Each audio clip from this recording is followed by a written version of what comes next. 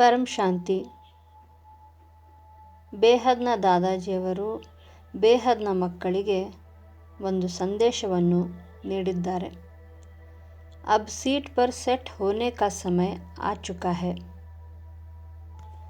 ಬಾಪೂಜಿ ಅವರು ಹೀಗೆ ಹೇಳುತ್ತಿದ್ದಾರೆ, ಬೇಹದ್ನ ಮಕ್ಕಳಿಗೆ ಈಗ ತಮ್ಮ ಸ್ವಮಾನದಲ್ಲಿ ಅಂದರೆ ಆತ್ಮ ಸ್ವರೂಪದಲ್ಲಿ ಸ್ಥಿತರಾಗುವಂತಹ ಸಮಯ ಬಂದಿದೆ ಮತ್ತು ಅವರು ಯಾವಾಗಲೂ ಆತ್ಮಸ್ವರೂಪದಲ್ಲಿ ಸ್ಥಿತರಾಗಿರಬೇಕು.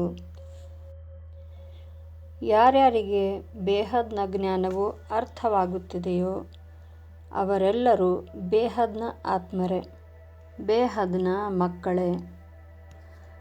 ಆತ್ಮಗಳಲ್ಲೂ ಕ್ಯಾಟಗರಿ ಇದೆ. 108, 1008, 16,000, 9 ಲಕ್ಷ. ಅವರು ಬೇಹದ್ನ ಆತ್ಮರಾಗಿದ್ದರೆ ಬೇಹದ್ನ ವಿಶ್ವಕ್ಕೆ ಹೋಗುತ್ತಾರೆ. ಅವರು ಮಾಮೂಲಿ ಅಂದರೆ ಬೇರೆ ಈ ಬ್ರಹ್ಮಾಂಡದಿಂದ ಬಂದಂತಹ ಆತ್ಮರಲ್ಲ. ಅವರು ತಮ್ಮನ್ನು ತಾವು ಸಾಧಾರಣ ಆತ್ಮರು ಎಂದು ತಿಳಿದುಕೊಳ್ಳುವುದು ಬೇಡ. ನಾವು ಬೇಹದ್ನ ಆತ್ಮರು ಎಂಬುದನ್ನು ಅರ್ಥ ಮಾಡಿಕೊಳ್ಳಿ. ಈಗ ನೀವು ನಿಮ್ಮ ಆತ್ಮ ಸ್ವರೂಪದಲ್ಲಿ ಇದ್ದುಕೊಂಡು ಯಾವಾಗಲೂ ನಾನೊಂದು ಬೇಹದ್ನ ಆತ್ಮ, ಪರಂಪ್ರಕಾಶದ ಆತ್ಮ ಎಂಬುವ ಸಂಕಲ್ಪವನ್ನೇ ಇಟ್ಟುಕೊಂಡು ಯಾವಾಗಲೂ ಆತ್ಮ ಸ್ವರೂಪದಲ್ಲೇ ಸ್ಥಿತರಾಗಿ ಬೇಹದ್ನ ಸೇವೆಯನ್ನು ಮಾಡಬೇಕಾಗಿದೆ. ಜ್ಞಾನದಿಂದ ತಮ್ಮನ್ನು ತಾವು ತಿಳಿದುಕೊಳ್ಳಿ. ನನ್ನಲ್ಲಿ ಎಷ್ಟು ಜ್ಞಾನವಿದೆ ಮತ್ತು ನಾನು ಯಾವ ಆತ್ಮ, ಯಾವ ಕ್ಯಾಟಗರಿಯ ಆತ್ಮ ಎಂಬುದನ್ನು ತಿಳಿದುಕೊಳ್ಳಿ.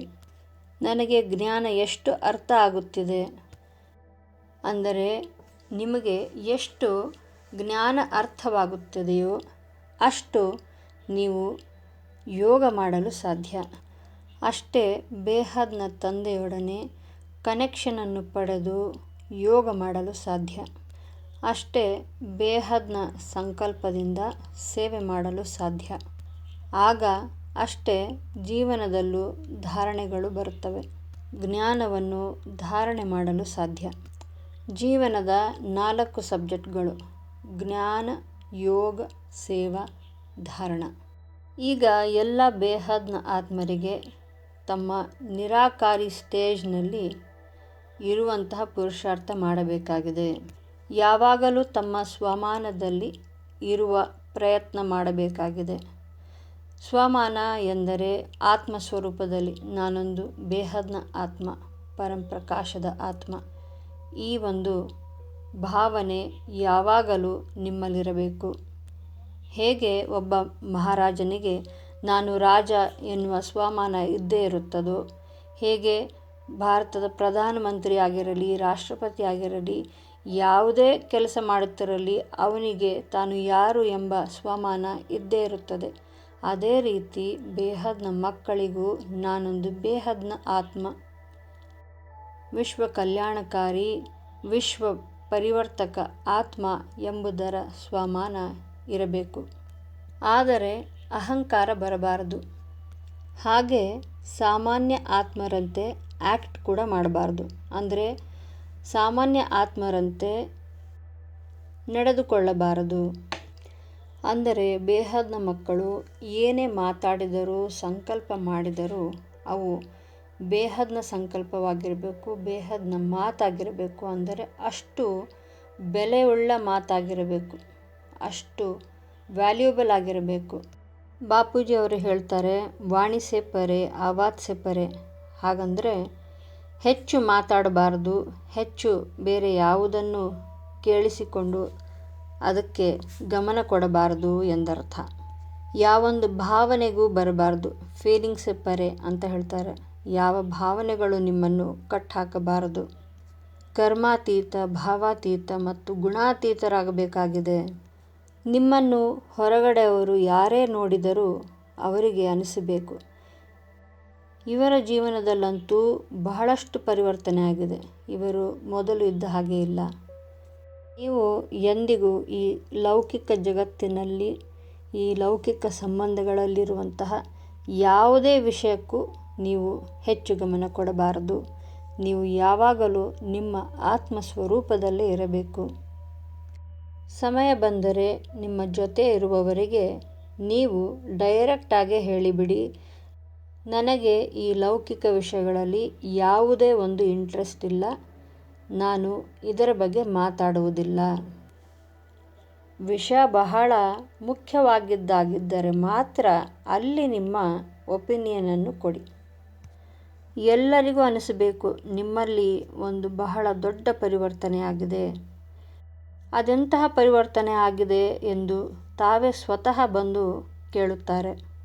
ನಿಮಗೆ ಅದೇನು ಸಿಕ್ಕಿದೆ, ನೀವು ಹೀಗೆ ಬದಲಾವಣೆ ಆಗಲು ಏನು ಕಾರಣ ಎಂದು ಕೇಳಿದಾಗ ಆಗ ನೀವು ಅವರಿಗೆ ಜ್ಞಾನವನ್ನು ತಿಳಿಸಿಕೊಡಬಹುದು. ನಿಮ್ಮ ಬೇಹದ್ನ ಜ್ಞಾನದ ಪರಿಚಯ ಕೊಡಬಹುದು.